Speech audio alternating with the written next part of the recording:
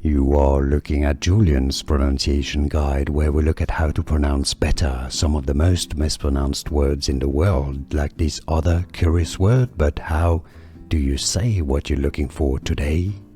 We are looking at how to pronounce these words, as well as how to say more interesting but often confusing words in English that many get wrong, so make sure to stay tuned to the channel. How do you say it?